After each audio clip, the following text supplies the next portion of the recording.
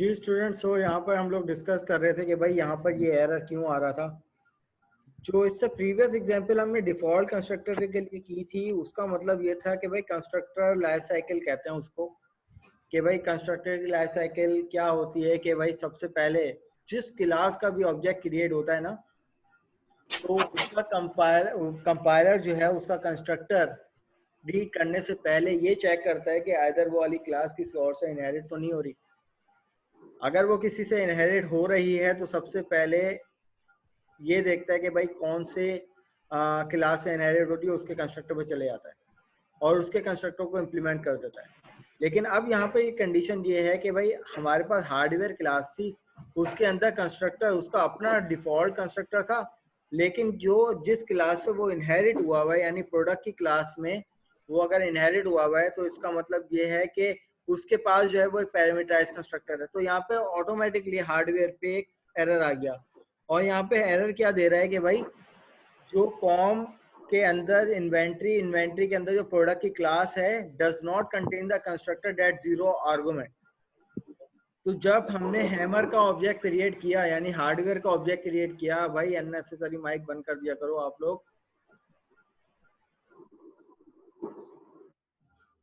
तो जब हमने हार्डवेयर का ऑब्जेक्ट क्रिएट किया तो क्या हुआ कि भाई according to the sequence hardware का कंस्ट्रक्टर जो था वो डिफॉल्ट था, लेकिन जब इसको पता चला कि भाई ये वाली क्लास प्रोडक्ट से इनहेरिट हुई है तो इनहेरिट उसके पास चले गया प्रोडक्ट के पास, लेकिन प्रोडक्ट का कंस्ट्रक्टर तो अब डिफॉल्ट नहीं है।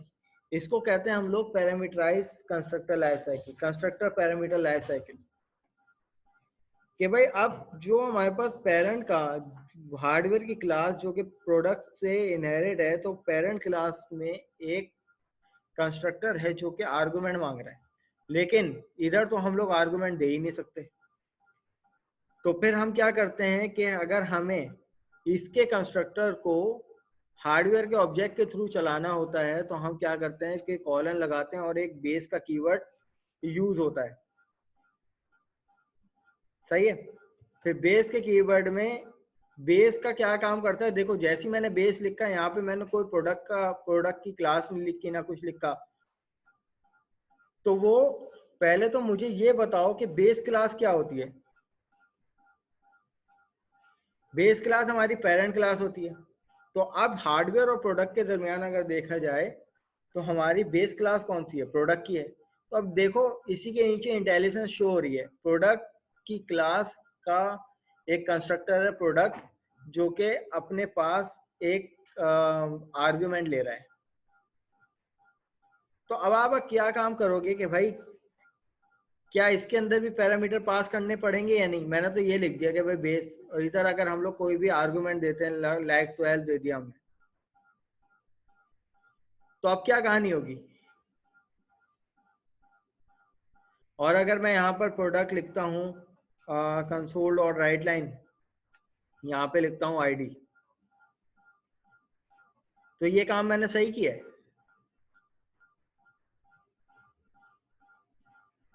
फुरकान जाहिद क्या कह रहे हैं कि भाई पेरेंट के कंस्ट्रक्टर में पास करते हैं बेस के जरिए। तो अब मुझे बताओ ये काम मैंने सही किया है। अब जो आर्गुमेंट मैंने यहाँ पे दिया है, तो क्या मुझे हार्डवेयर में कोई पैरामीटर पास करने की जरूरत नहीं थी। अगर मैं प्रोग्राम को चलाऊंगा तो क्या आईडी की वैल्यू प्रिंट होके आएगी, चेक कर लेते हैं। ये तो एरर दे दिया इसने, क्या करूं मैं ऐसा काम।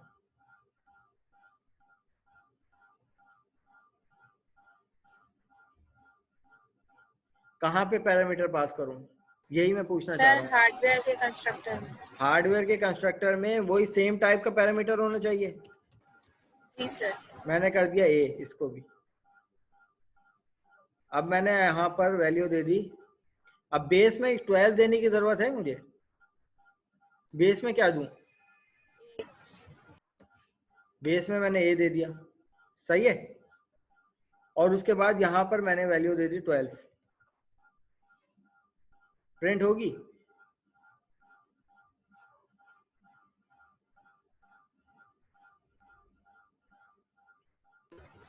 Yes, sir. चलो प्रोग्राम को रन करके देख लेते हैं। तो it will also give the error.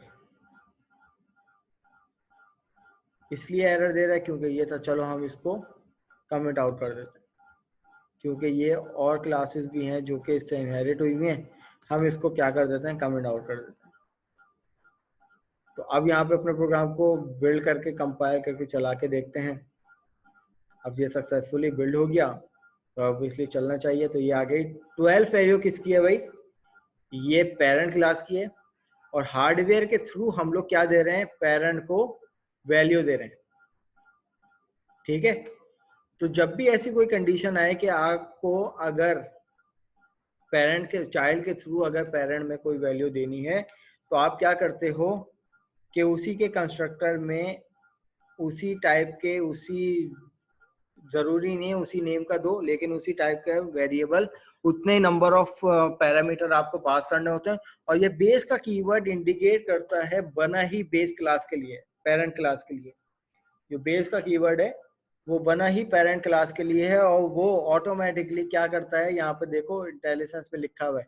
Products क्या थी, प्रोडक्ट मेरी पेरेंट क्लास थी। प्रोडक्ट डॉट प्रोडक्ट्स का क्या मतलब है, ये कंस्ट्रक्टर है प्रोडक्ट की क्लास का, प्रोडक्ट के नाम से कंस्ट्रक्टर है, और उसके अंदर इंटीजर ए की वैल्यू जा रही है। अब ये इंटीजर ए की वैल्यू कहाँ से जा रही है, ये हार्डवेयर के कंस्ट्रक्टर से जा रही है। तो अब अगर हम लोग इसके प्रोग्राम फ्लो की बात करते हैं, तो मैं अपने यहाँ पे प्रोग्राम में आता हूँ और इधर आके रन टू कर्सर करता हूँ। रन टू कर्सर करने के बाद मैं यहाँ पर स्टेप इनटू करता हूँ। जब दोबारा मैं स्टेप इनटू करूँगा तो सबसे पहले ये मुझे प्रोडक्ट के पास लेके जाएगा। फिर मैं स्टेप ओवर करता हूँ तो ये इंटीजर आईडी की वैल्यू मुझे यहाँ पर ये आईडी प्रिंट करवा देगा। फिर जाएगा ये हार्डवेयर के पास। अब हार्डवेयर को वैल्यू कहाँ से आ रही है भाई, वो यहाँ से आ रही है, ये जो 12 दिया हुआ है ना main section. Step over hardware की वैल्यू इसको मिल गई, और जो इसको 12 वैल्यू मिली है वो इसने कहाँ पे फेंक दी, बेस के कंस्ट्रक्टर में एज अ आर्गुमेंट के तौर पे फेंक दी। तो उसने क्या किया कि आईडी को यूज कर लिया। यहाँ तक कि मुझे बताओ ये कोई बात जो समझ में ना आई हो, ये सारी बातें आप लोगों को रिपीट हो रही है, अल्हम्दुलिल्लाह सब पता है आप लोगों को।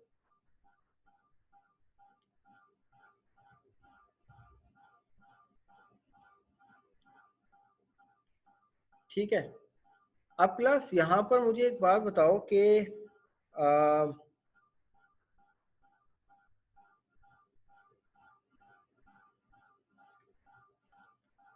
कंडीशन है ना अनस। अब यहाँ पर एक कंडीशन आ गई थी हमारे पास कि भाई अगर हो सकता है प्रोडक्ट यानी जो पेरेंट क्लास है उसमें कोई डिफॉल्ट कंस्ट्रक्टर हो ही ना, तो फिर क्या करोगे आप, तो उसके लिए फिर क्या करोगे आप, चाइल्ड से ही तो पैरामीटर उसको फेंकोगे ना। क्योंकि चाइल्ड अगर प्रोडक्ट से यानी पेरेंट से अगर हैं, और अगर आप चाइल्ड के थ्रू इम्प्लीमेंट करना चाह रहे हो, पेरेंट को कोई वैल्यू देना चाह रहे हो, तो यकीनन आपको बेस का कीवर्ड इस्तेमाल करना पड़ेगा। सही है, इसकी अभी एक्टिविटी आप लोग करोगे ना तो आप लोगों को समझ में आ जाएगा। अभी सिर्फ इस कॉन्सेप्ट को समझो कि भाई हम लोग इनहेरिटेंस यूज क्यों कर रहे हैं, और इनहेरिटेंस का हमें फायदा क्या हो रहा है, और इनहेरिटेंस में आने वाली जो भी हमारे पास क्यूरीज हैं उसको किस तरीके से हम लोग रिजॉल्व करेंगे। अब क्लास यहाँ पर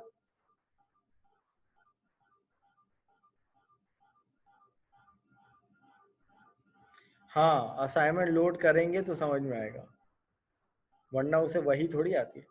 अच्छा तो खैर यहाँ पर अब देखो मेरे पास एक और कंडीशन आ जाती है, और वो क्या कंडीशन है, वो ये कंडीशन है कि फॉर एग्जांपल मैं यहाँ से इसके कंस्ट्रक्टर को भी हटा देता हूँ, यहाँ से इसके कंस्ट्रक्टर को भी हटा देता हूँ, कोई कंस्ट्रक्टर नहीं, कोई नहीं दिखाता।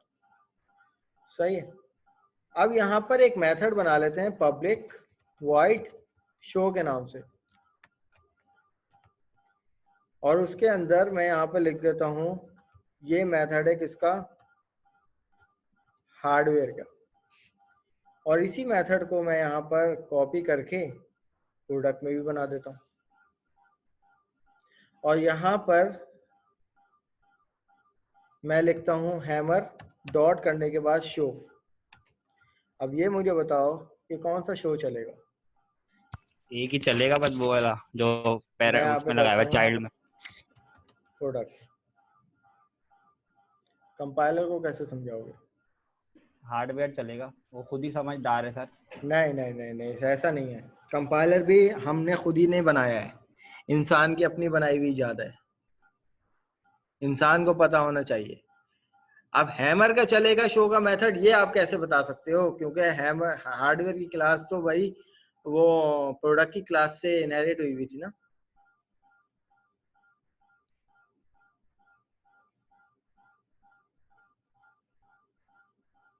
जाहिर सी बात है कंपाइलर इस टाइम कंफ्यूज रहेगा।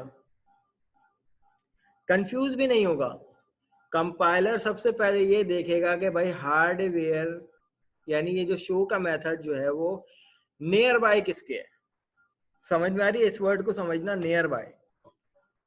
तो अब मुझे बताओ कि हैमर इटसेल्फ अपनी एक क्लास का ऑब्जेक्ट है हार्डवेयर की, और हार्डवेयर का ही ऑब्जेक्ट है, ठीक है?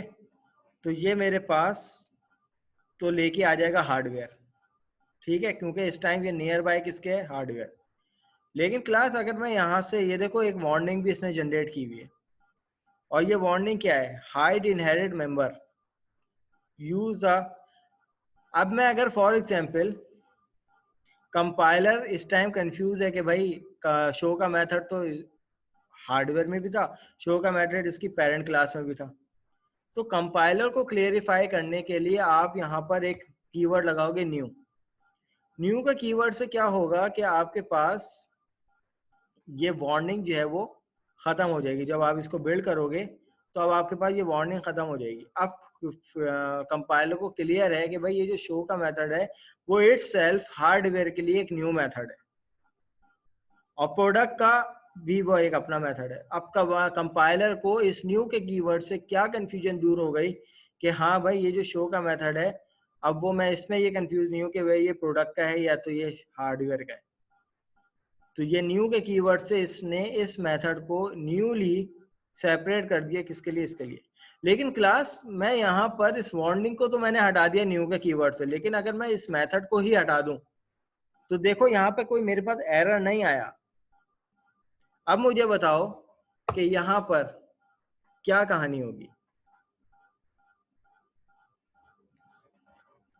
तो ये जो हैमर का जो ऑब्जेक्ट था ये सिंपली बेस क्लास वाला हो जाएगा, तो ये प्रिंट करवा देगा किसको, बेस क्लास के प्रोडक्ट डॉट शो। प्रोडक्ट। तो क्लास इससे हमें ये बात समझ में आई कि कंपाइलर सबसे पहले नियर बाय देखता है कि भाई ये जो मेथड है ये सबसे करीब करीब कहाँ पे है। अब ये अगर हार्डवेयर में होता तो जाहिर सी बात है ऑब्जेक्ट ही हमने हार्डवेयर का बनाया हुआ, तो सबसे नियर बाय किसके होता, हार्डवेयर की क्लास का, तो वो हार्डवेयर को चला रहा था। लेकिन हमने हार्डवेयर को ही क्या कर दिया, हार्डवेयर के मेथड को ही हमने क्या कर दिया, रिमूव कर दिया। तो इट्स मीन हमें ये बात समझ में आई कि अब इसके लिए नियर बाय क्या है कि हार्डवेयर जो है वो प्रोडक्ट से इनहेरिट है, तो ये सीधा प्रोडक्ट में चलेगी। और देखा कि भाई जो भी इनहेरिटेड क्लास है उसमें क्या शो के नाम से कोई मेथड तो नहीं है। हाँ भाई इसको मिला, इसने चला दिया।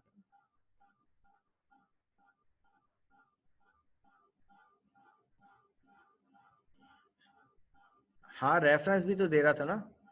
ये जो ऑब्जेक्ट है ये ऑब्जेक्ट इटसेल्फ हार्डवेयर का है, लेकिन इस इनहेरिटेंस की वजह से रेफरेंस इसको मिला ना।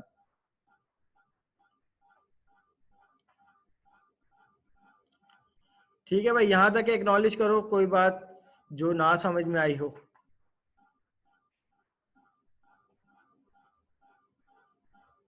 जी हाँ बिल्कुल, रेफरेंस से चलेगा, ऐसा ही है। अब क्लास मैं चाह रहा हूं कि भाई प्रोडक्ट की क्लास जो है वो किसी से इनहेरिट ना हो। Excuse me sir. जी सर जिस तरह आपने मेथड बनाया था वो पब्लिक वर्ड शो का, अगर हम न्यू का कीवर्ड लगा रहे थे तो वार्निंग तो खत्म होती थी, लेकिन अगर हमने न्यू पब्लिक वर्ड शो वाला मेथड प्रिंट करवाना हो तो हम कैसे करवाएंगे वो वाला मेथड प्रिंट? तो वही तो मेथड प्रिंट हो रहा था। मैंने देखें यहाँ पे किया है, यहाँ पे ये था ना, यही कह रही है ना आप? Yes sir. सही है। अब यहाँ पर जो ये मेथड चलेगा वो कौन सा चलेगा, वो हार्डवेयर का चलेगा, क्योंकि नियर बाय क्या है, ये तो सिर्फ कंपाइलर को कंफ्यूजन क्लियर करने के लिए हमने न्यू का कीवर्ड लगाया, क्योंकि कंपाइलर कंफ्यूज होकर वार्निंग जनरेट कर रहा था कि आइदर वो ऑब्जेक्ट जो बना रहा है कि आइदर वो शो का मेथड ये वाला चलाए या ये वाला चलाए।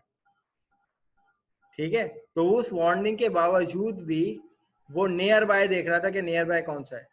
तो हमने सिर्फ उस वार्निंग को एलिमिनेट करने के लिए न्यू का कीवर्ड लगा दिया कि अब कंपाइलर को क्लियर हुआ है कि भाई ये शो का मेथड स्पेसिफिक हार्डवेयर के लिए एक न्यू मेथड है और वो प्रोडक्ट का अपना मेथड है। तो जब हार्डवेयर में होगा तो वो हार्डवेयर का चलाएगा क्योंकि नियर बाय है, और जब हार्डवेयर में नहीं मौजूद तो वो उसका इनहेरिटेड चलाएगा कि भाई वो देखेगा कि ये हार्डवेयर क्लास क्या किसी और क्लास से इनहेरिट तो नहीं है। अगर इनहेरिट है तो वो उस क्लास में चेक करेगा कि भाई शो के नाम से कोई मेथड तो नहीं है, अगर मिलेगा तो वो चला देगा वरना नहीं चलाएगा।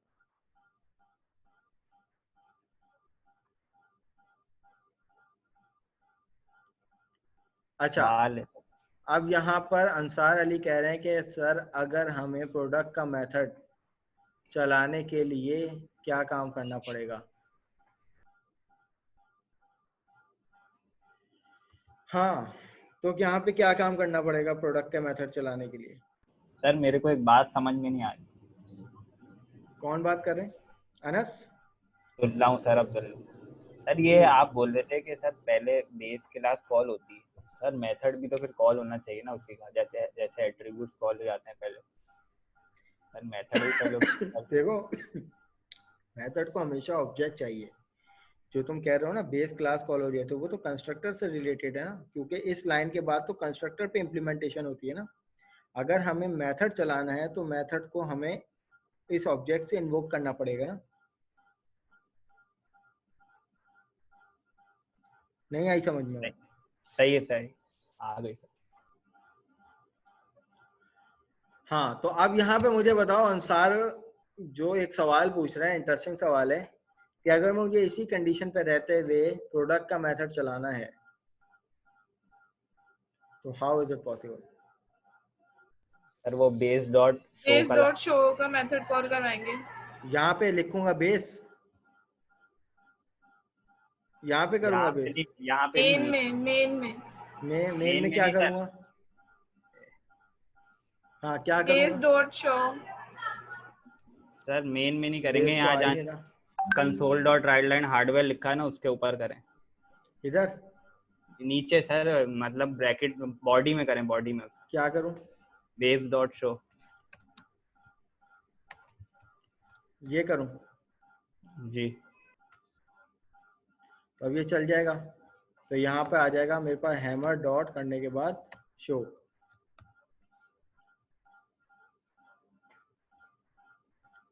ठीक है भाई अंसार, मिल गया जवाब? यही पूछ रहे थे आप?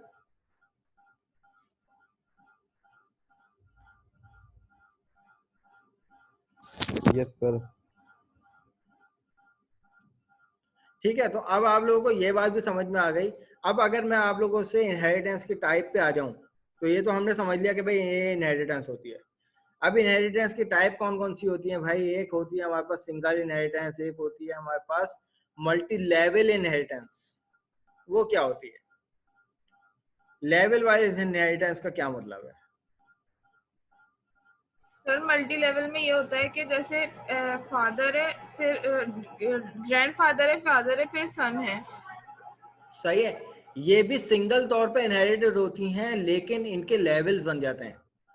यानी अगर मैं आप लोगों को इस तरीके से मिसाल दूं, क्योंकि आप लोग ये कंफ्यूज मत हो जाना कि अक्सर स्टूडेंट ये करते हैं कि भाई हिरारिकल को समझ रहे होते हैं मल्टी लेवल, नहीं, ये दोनों का फ्लो जो है वो डिफरेंट है।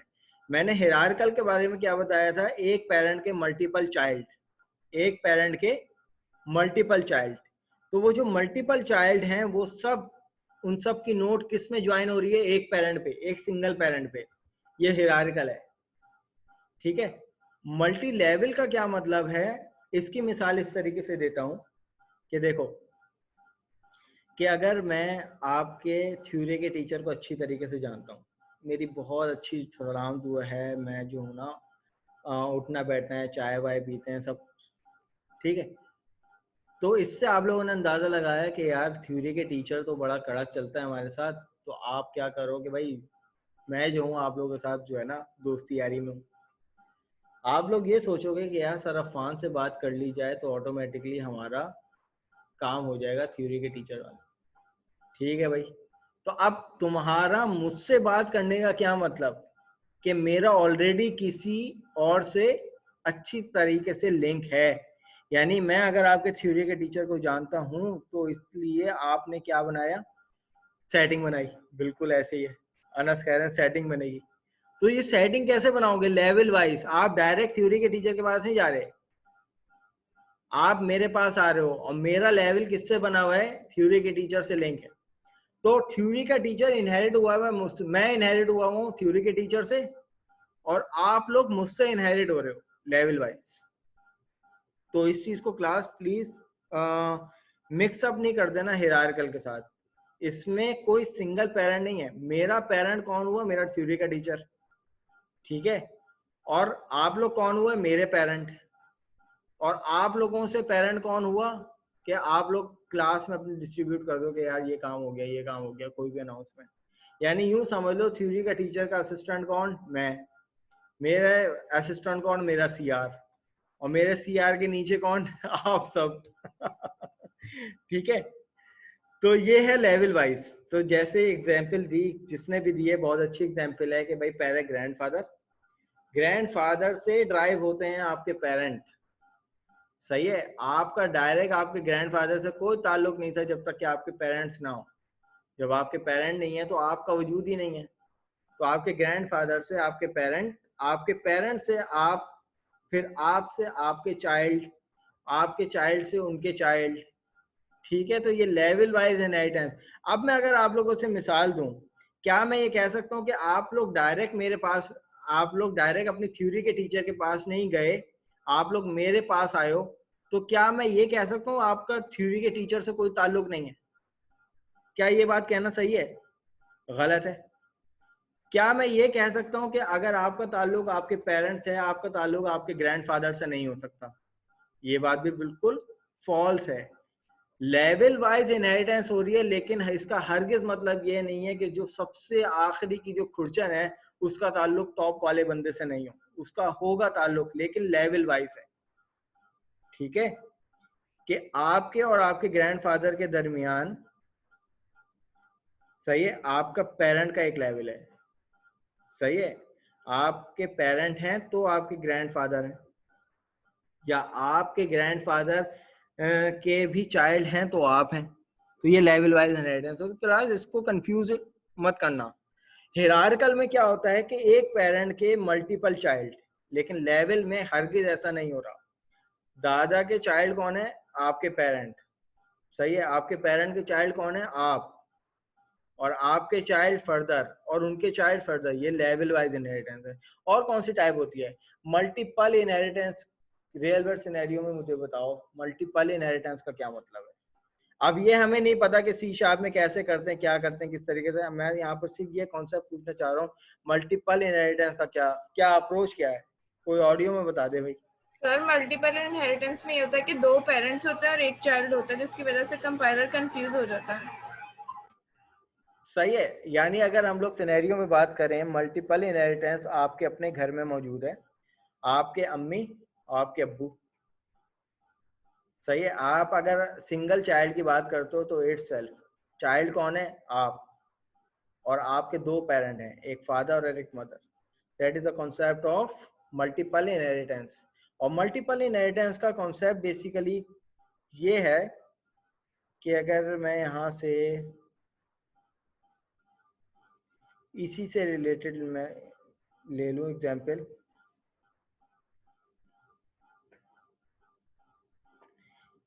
कि ये हमारी जो क्लास होती है ना, मैं इधर एक और क्लास बना दूं, public class product 1 which is inherit to products. सही है, ये वाली बात सबको समझ में आती है। लेकिन अगर इसी के बाद मेरे पास यहाँ पर एक प्रोडक्ट 1 क्या हो गई, चाइल्ड हो गई, उसका एक पेरेंट तो ये हो गया। लेकिन हो सकता था इसके ऊपर भी इसका एक और पेरेंट बैठा हुआ हो, पब्लिक क्लास प्रोडक्ट 0। अब मैं यहाँ पे इसको कोशिश करूँ यहाँ पर ये काम करने की, तो मैं इसको यहाँ पे दे दूँ प्रोडक्ट 0। तो भाई मादर के साथ ये वाला काम जो है वो मल्टीपल इनहेरिटेंस का कॉन्सेप्ट है, जो कि सी शार्प हमें परमिशन नहीं देती। यानी जो नॉर्मल क्लास होती है ना, मैं इनको नॉर्मल क्लास कह रहा हूँ जिनका ऑब्जेक्ट क्रिएट हो सकता है। जो नॉर्मल क्लास होती है वो एट अ टाइम एक ही क्लास से इनहेरिट होगी इस तरीके से। अगर मैं एक दफा इनहेरिट करने के बाद कॉमा करके दूसरी क्लास जो कि इसी तरीके से नॉर्मल क्लास हो जिसका ऑब्जेक्ट क्रिएट हो सकता है, अगर मैं उसको इस तरीके से मल्टीपल इनहेरिटेंस करने की कोशिश करूं तो भाई मादरत के साथ ये चीज पॉसिबल नहीं। इसको कहते हैं मल्टीपल इनहेरिटेंस, जो कि हमें जावा और सी शार्प में इंप्लीमेंट नहीं हो सकती। तो इसका क्या मतलब होता है कि भाई ये एक पेरेंट था, एक पेरेंट ये है, एक पेरेंट ये है, इन दोनों का आपस में कोई भले से ताल्लुक ना हो, लेकिन ये एटलीस्ट इस प्रोडक्ट 1 के दोनों वो हैं पार्ट है। लेकिन हम लोग हरगिज़ ये नहीं कर सकते कि मैं अगर यहाँ पर ये कर दूं कि भाई इसका एक चाइल्ड 2 पेरेंट से इनहेरिट होने जा रहा हो इस तरीके से, प्रोडक्ट 0, ये नहीं हो सकता। तो अब इसके लिए कौन सी क्या अप्रोच है वो आप लोग लैब नंबर 7 में हमारे पास कॉन्सेप्ट आएगा, लैब नंबर 11 में इंटरफेसेस का, कि आप लोग क्या करते हो कि इंटरफेसेस के मदद से इस मल्टीपल इनहेरिटेंस के कॉन्सेप्ट को अचीव करते हो। हम लोग लैब नंबर 8 में, लैब नंबर 11 में इस चीज को दोबारा से लेके आएंगे और इम्प्लीमेंट करेंगे। ये वाली बात समझ में आ गई? विंडोज फॉर्म पे स्विच करते हैं। विंडोज फॉर्म पे एक एग्जांपल जो है वो इनहेरिटेंस की देख लेते हैं, उससे शायद आप लोगों को ये क्लियर हो जाए कि भाई मिस की क्या डिमांड हो सकती है। मिस की भी यही डिमांड होगी यकीनन कि आप किसी भी एक मॉड्यूल में छोटी मोटी सी इनहेरिटेंस इंप्लीमेंट करवा दो कि पता चले भाई हाँ ये दोनों बच्चों ने इनहेरिटेंस की हुई है। लेकिन ज़रूरी नहीं है कि हर किसी के प्रोजेक्ट में इनहेरिटेंस इंप्लीमेंट हो, ये ज़रूरी नहीं है। जितने भी मैनेजमेंट टाइप के सिस्टम हैं, मैनेजमेंट सिस्टम टाइप के जो प्रोजेक्ट हैं, उनमें हाँ इनहेरिटेंस इंप्लीमेंट हो सकती है। लेकिन जो गेमिंग साइड चले जाते हैं या कोई और लॉजिकल टूल्स वगैरह ये लोग डिज़ाइन कर रहे हो आप लोग, तो उसमें ज़रूरी नहीं है कि इनहेरिटेंस इंप्लीमेंट हो।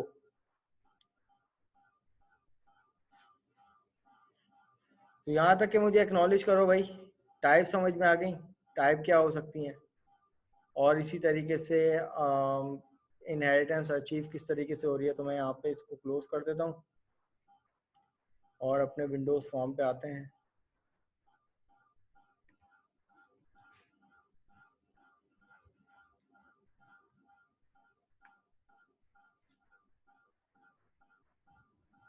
सर नमाज ब्रेक दे दें, उसके बाद विंडो फॉर्म वाला स्टार्ट कर लीजिएगा।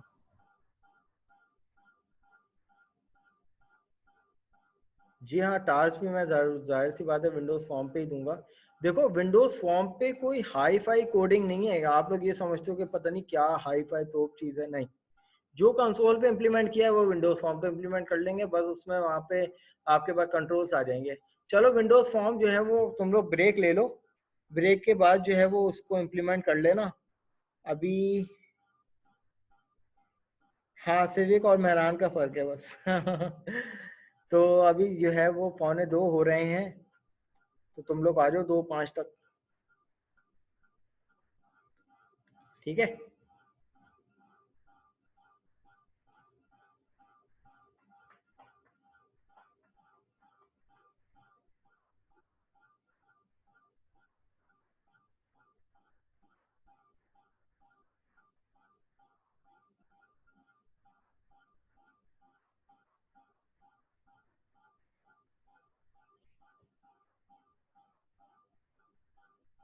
ठीक है, तुम लोग आ जाओ फिर 2:05 तक, मैं यहाँ पे सेशन एंड कर रहा हूँ। सर आप लास्ट पे अटेंडेंस लेंगे? ये मेरी मर्जी है, हो सकता है सर ब्रेक की के बाद मर्जी आके होती ले है। लूँ। आप तो अटेंडेंस पे बहुत कड़क होगा मामला, बैकअप रखो, हम भी यूनिवर्सिटी आ रहे हैं भाई।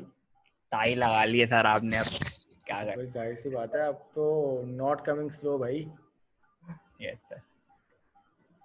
अब मैं एक बात आप